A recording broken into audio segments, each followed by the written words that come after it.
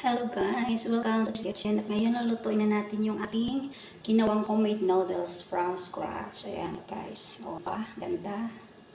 Yan. Perfect.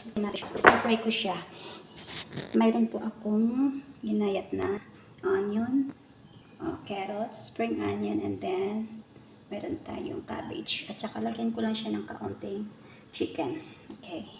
Gusto ko kasi ano siya, vegetarian. Kaya kunti lang nilagay kong manok. Ayan. Very simple. O, diba? Out of 3 ingredients, mayroon na tayong homemade noodles. Ayan, lulutuin na natin siya guys. Stir fry ko siya. Ayan, lagyan natin ng oil. Lagyan natin yung onion.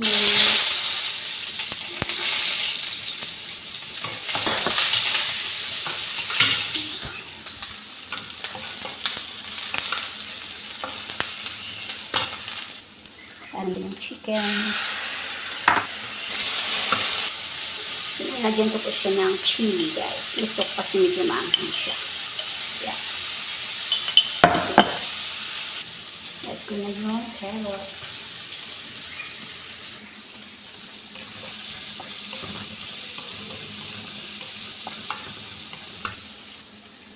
And then, yung noodles natin. Hindi ko na siya ilalahat kasi marami guys. Ako lang naman mag-isang kakain.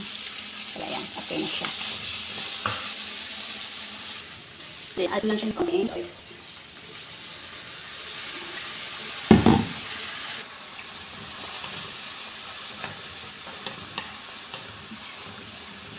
Lagay na natin yung cabbage at saka spring onion.